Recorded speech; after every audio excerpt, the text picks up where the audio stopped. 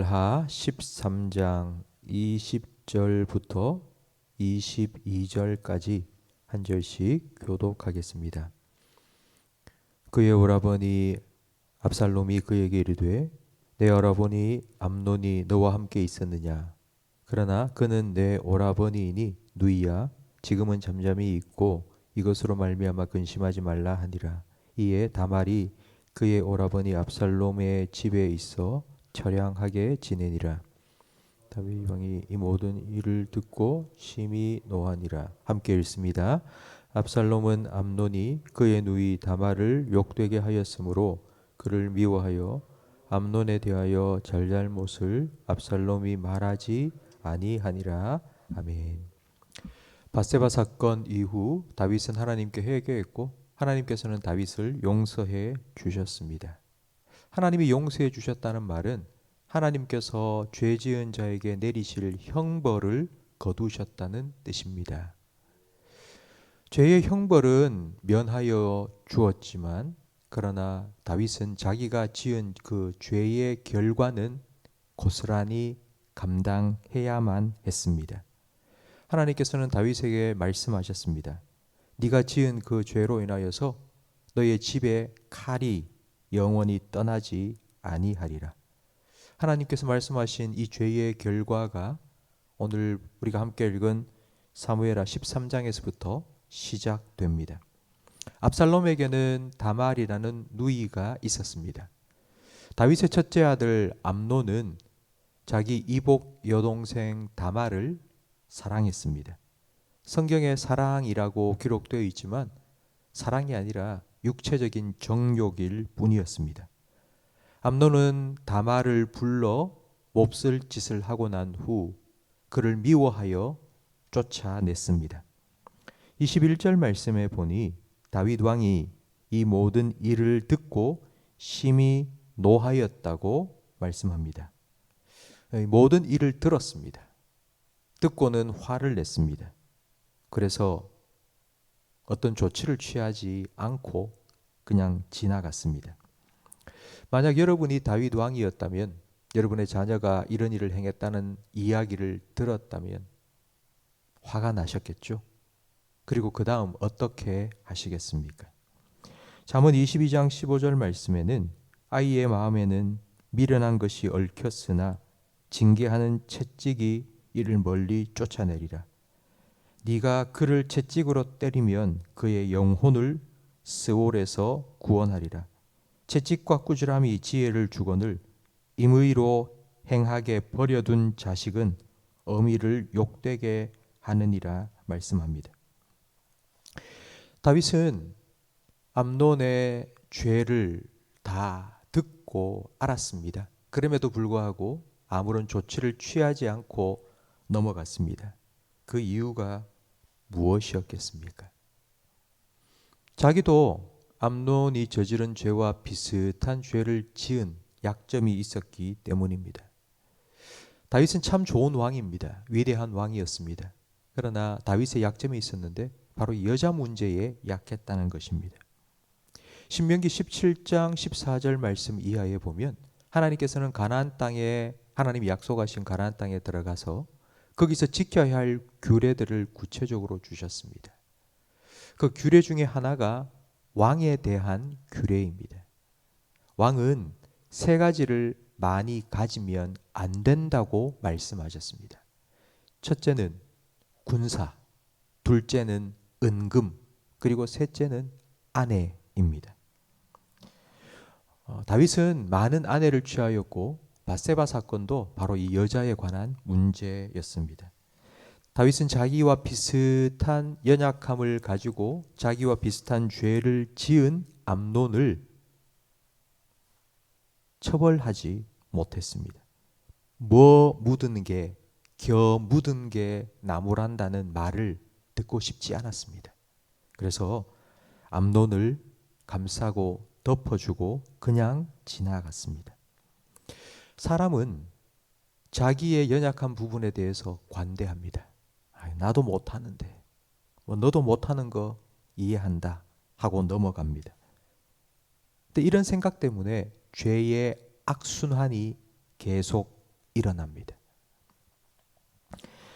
다윗은 아들의 죄를 다루면서 듣고 화를 내면서 아이고 내가 연약하기 때문에 내가 잘 가르쳐 주지 못해가지고 내가 좋은 본을 보이지 못해서 나 때문에 내 아들 암논이 이런 죄를 지었구나 라고 생각했을 겁니다.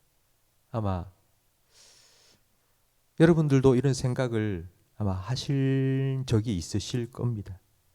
부모를 잘못 만나서 우리 자식들이 고생하는 것 같고 내가 못나서 우리 자식들이 저렇게 사는 것 같고 그래서 늘 미안한 마음에 스스로를 자책하면서 나는 못난 부모야. 나는 잘못 살았어. 뭐 이런 생각을 하고는 자녀가 잘못해도 넘어가고 내가 그래서 그렇지. 그냥 지나쳐버리고 맙니다. 여러분, 스스로를 자책하고 못난 부모라고 스스로를 책망하고 산다고 좋은 부모가 되는 것이 결코 아닙니다. 하나님께서는 우리에게 부모라는 막중한 책임을 맡겨 주셨습니다. 그 책임은 우리가 잘하든 못하든 하나님 앞에서 신실하게 감당해야 합니다. 다윗은 암논의 죄를 그냥 덮고 넘어갔습니다. 다윗은 아버지인 동시에 왕입니다. 왕은 왕으로서의 공의와 정의를 반드시 실행해야 합니다. 근데 왕으로서 공의를 바로 세우지 않으니 억울한 일을 당한 압살롬이 왕이 안 하는 일, 내가 내 손으로 처리해야 되겠다 결심했습니다. 그리고는 자기 이복형 암논을 암살하고 자기의 억울함을 풀어주지 않은 자기 아버지 다윗을 끌어내리고 자기가 왕이 되려고 반란을 일으켰습니다. 이 모든 일은 다윗이 자기 아들의 죄를 제대로 처리하지 못했기 때문에 일어난 비극입니다. 생각해보면 다윗은 자기의 죄에 대해서는 철저히 회개했습니다. 나단 선지자가 자기의 죄를 지적해 주었을 때 그는 정말 침상이 눈물에 둥둥 뜰 정도로 하나님 앞에 일주일 동안 금식하며 회개했습니다. 자기 자신에 대해서는 그렇게 철저히 회개했던 다윗이 아들의 죄에 대해서는 너무나도 관대했기 때문에 이와 같은 일이 그의 가정에 일어났습니다. 성도 여러분, 암논에게 필요한 것은 아버지의 용서가 아닙니다. 암논에게 필요한 것은 철저한 회개와 하나님의 용서입니다. 자녀에게 부모는 원하든 원치 않든 본보기가 될 수밖에 없습니다. 근데 본보기가 된다는 말에는 잘하는 것도 본보기가 되지만 잘 못하는 것에 본보기가 될 수도 있습니다. 잘하는 모습만 보여주면 얼마나 좋겠습니까? 근데 그렇지 않은 모습도 살아가면서 참 많이 보여줍니다. 여러분, 그러나 우리가 죄를 짓고 잘못한 것도 자녀들에게는 너무너무 큰 본보기입니다. 그런 죄를 지을 수밖에 없는 연약한 사람이라는 것을 우리는 인정하고 내가 그 죄의 문제를 어떻게 처리하는지 그리고 그 죄의 문제를 어떻게 용서받는지 그래서 하나님의 은혜로 내가 어떻게 회복되는지도 보여주어야 합니다. 그냥 죄 짓는 모습으로 끝나는 게 아니라 회개하고 회복되는 모습도 자녀들이 봐야 됩니다. 그래야지 자녀들도 살아가면서 완벽한 사람이 어디 있겠습니까? 살면서 실수하고 잘못하고 죄 짓는 경우가 얼마나 많이 있습니까? 근데 그럴 때마다 그도 자녀들도 그렇지. 우리 아버지가 그렇게 하셨지. 회개하고 회복되는 은혜를 하나님 앞에 구할 수 있습니다. 성도 여러분, 이런 삶이 우리의 노력으로 되는 것이 아닙니다. 이건 하나님의 은혜로 되는 것입니다.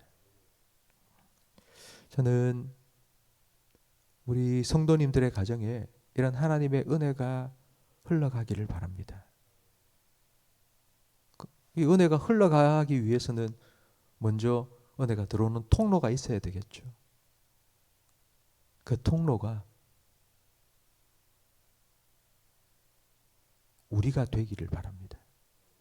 우리 부모님들이 그런 하나님의 은혜를 먼저 충만히 받고, 그리고 그 은혜를 자녀들에게 보여주고 흘려줄 수 있는 가정이 되기를 바랍니다. 그래서 그 하나님의 은혜로 우리 성도님들의 가정이 든든히 세워지기를 주님의 이름으로 축원합니다. 성도 여러분, 우리는 구원받은 죄인입니다. 우리는 죄를 지을 수밖에 없는 성도입니다. 그 죄의 문제를 어떻게 다루느냐는 우리에게 참 큰 문제입니다. 회개하고 회복되는 모습, 그 하나님의 은혜를 누리는 모습을 여러분이 먼저 경험하시고, 그 은혜가 우리를 통하여 자녀들에게 잘 흘러갈 수 있기를 주님의 이름으로 축복합니다. 기도하겠습니다. 하나님 아버지, 하나님 아버지의 마음을 더 알아갈 수 있도록 가정을 허락하시고 우리를 부모로 세워주셔서 감사합니다. 하나님을 닮은 그런 아버지 어머니로 살아가고 싶지만 우린 참 연약하여서 그렇지 못한 모습을 보여줄 때도 많이 있습니다. 그러나 주님, 우리의 부족함과 연약함을 주님의 은혜로 덮으시고 채워주시옵소서. 그런 우리의 모습을 자녀들에게 하나님께서 보여주시옵소서.